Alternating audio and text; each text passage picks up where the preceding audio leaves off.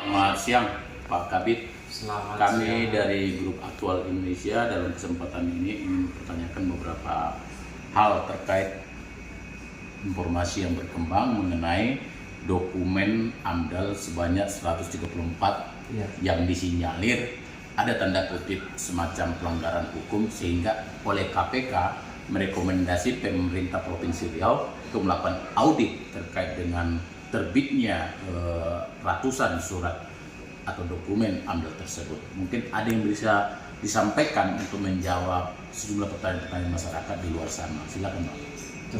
Terima kasih. Kami dari DHK Provinsi Riau mohon izin untuk menyampaikan sedikit terkait tentang pemberitaan yang sebagaimana yang Pak Peri ya sampaikan itu. Itu data yang setelah diungkap oleh KPK dalam media, itu sebenarnya data itu itulah adanya kurun waktu 2020 dan 2023, dan data itu juga sudah kami sampaikan ke Inspektorat Provinsi Riau. Jadi ada sekitar bulan Februari itu juga telah dilakukan audit oleh Inspektorat Provinsi Riau. Nanti terkait apa hasil auditnya mungkin bisa dikonfirmasi sama Inspektorat. Dan juga kami diberikan satu arahan-arahan gitu ya, yang harus dibenahi, ditindaklanjuti, khususnya untuk perbaikan daripada pelayanan, khususnya pelayanan perizinan ya, persetujuan lingkungan, apakah itu berupa SKKL atau PKPMK yang kaitannya dengan AMDAL atau KPR. Itu pelayanan itu yang pertama kita merujuk pada aturan yang berlaku ya, yaitu PP 22 tahun 2021. Kemudian ada lagi peraturan pemerintah, peraturan menteri gitu ya, peraturan menteri nomor 4 tahun 2021. Kemudian peraturan menteri LHK nomor 5, peraturan menteri tadi LHK ya maksudnya, menteri LHK nomor 5 tahun 2021, Permen LHK nomor 5 tahun 2022, dan juga kita sandingkan tentang kewenangannya, kemudian skala usahanya itu dengan PP 05 tahun 2021 ya. Itulah ranah daripada apa-apa saja yang harus kita benahi secara teknis gitu ya. Kemudian terkait dengan proses pelayanan yang dikatakan terkait dengan AMDAL gitu ya, nanti bisa Bapak lihat nanti dalam peraturan lampiran 2 PP 22 tahun 2021. Jadi selama ini DHK Provinsi Riau melaksanakan proses itu sesuai dengan regulasi, yaitu lampiran 2 PP 22 tahun 2021. Bagaimana proses tentang UKL-UKL-nya? Yaitu kita selalu merujuk tentang lampiran 3 PP 22 tahun 2021. Jadi itulah mekanisme yang kita rujuk di sini, khususnya dalam pelayanan selama 2020 dan juga sampai sekarang. Gitu Pak. Oke, baik. Jadi kan ini kabar-kabar yang sekarang menjadi bahan dari konsumtif di masyarakat kan, informasinya kan adanya rekomendasi KPK ya kepada pemerintah Provinsi Riau untuk melakukan audit gitu ya terhadap terbitnya 134 dokumen AMDAL tersebut. Nah, yang menjadi pertanyaan masyarakat kan, kenapa sampai KPK gitu ya menyampaikan rekomendasi seperti itu kepada pemerintah? Kenapanya ini? Jadi paling tidak masuk kami, apakah DLHK sendiri tadi kan sudah dijelaskan ya bahwa mekanisme sudah semua dijalankan ya berdasarkan regulasi yang ada tentunya gitu ya.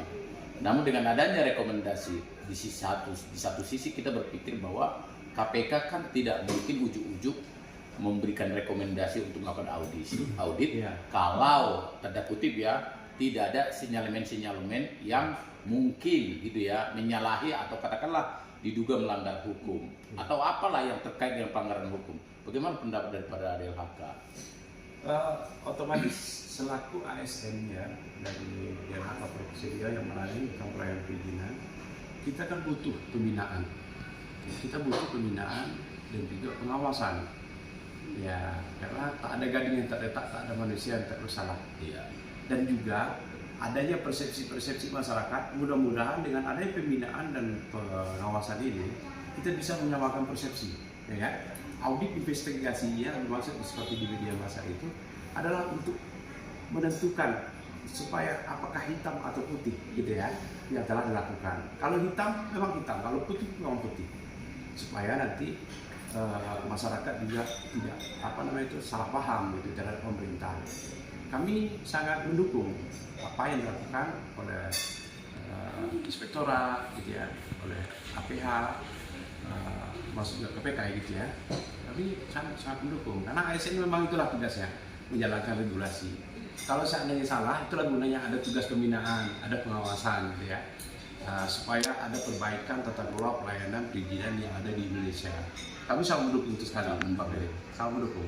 Lalu kemudian kan ini pertanyaan seluruh masyarakat juga menjadi sesuatu hal yang lucu kedengaran bahwa KPK merekom pemerintah Provinsi Riau untuk melakukan audit terhadap terbitnya ratusan dokumen andal tadi begitu ya. Tetapi kan kita tahu lah bahwa yang direkom ini kan pemerintah Provinsi Riau. Nah sementara yang menerbitkan juga kan pemerintah Provinsi Riau. Jadi artinya KPK di sini tanda kutip ya agak lucu di pandangan masyarakat karena yang justru disuruh mengaudit itu justru orang yang mengeluarkan sendiri gitu loh. Bagaimana signifikannya kan begitu ya? Bagaimana menurut Bapak? Karena kita yang menerbitkan kita disuruh mengaudit, harusnya kan ada audit eksternal yang tidak ada konflik interest gitu ya. Tapi kalau KPK merekomendasi justru pemerintah provinsi, sementara yang mengeluarkan menerbitkan juga adalah pemerintah provinsi, itu kan menjadi sesuatu yang agak tidak bisa diterima akal juga, bagaimana? Ya kami selaku UPD teknis tentunya kalau bicara tentang mekanisme audit gitu ya, yang ada di inspektorat, KPK, PH dan sebagainya, kami mohon maaf kami tidak bisa menjawab. Baik, karena kami tidak tahu bagaimana teknisnya gitu ya. Mungkin bisa dikonfirmasikan juga, ditanyakan sama inspektorat. Berarti inspektorat hari ini sudah memegang hasil audit ya? Sudah. Terkait dengan rekomendasi. Kemudian kalau boleh tahu nih setidaknya beberapa contoh, itu perusahaan-perusahaan apa saja? Ada banyak sektornya. Ada sektor agro gitu ya, sektor industri, pabrik kelapa sawit gitu ya. Kemudian ada juga pertambangan gitu ya. Nah, kemudian ada juga terkait dengan jalan tol gitu ya. Yang lebih banyak, yang mendominasi? Yang mendominasi adalah pertambangan. Oh berarti yang mendominasi pertambangan ya? Pertambangan.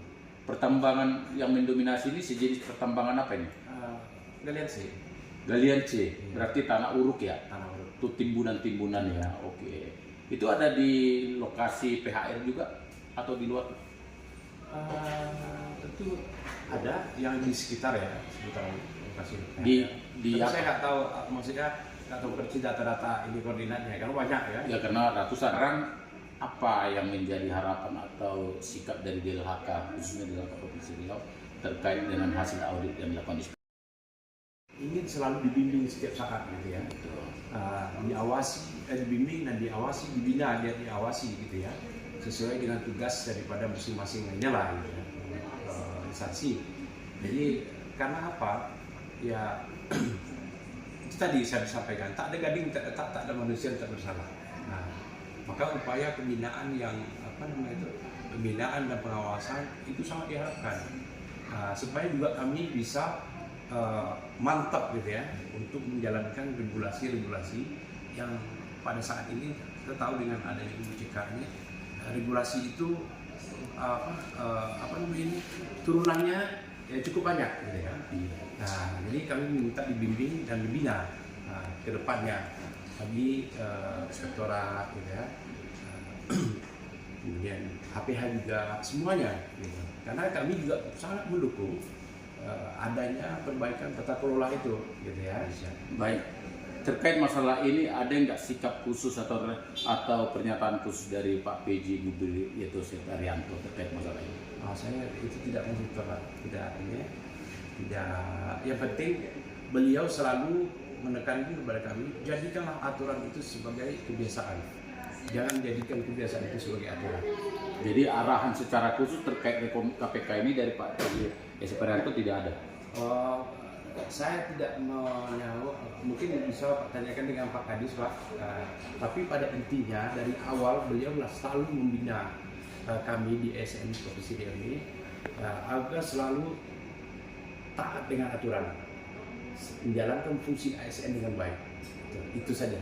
Nggak terkait ini aja, khusus Ya, sama, ini, khusus ini, sama, ya. khusus untuk DLHK barangkali ada. Ya itu sama. Ya. Yang disampaikan kemarin melalui inspektorat pesan Pak PJ, ya itu sama. Artinya kita tetap mematuhi aturan perundang-undangan yang berlaku. Jadikan aturan sebagai kebiasaan. Jangan jadikan kebiasaan sebagai aturan. Bisa berarti menjadi budaya lah ya. Budaya. Oke baik, terima kasih Pak Kabid atas Terima kasih, wawancara Pak. singkat ini, semoga menjadi informasi yang membangun ke masyarakat. Ya Pak ya. Siap, Pak.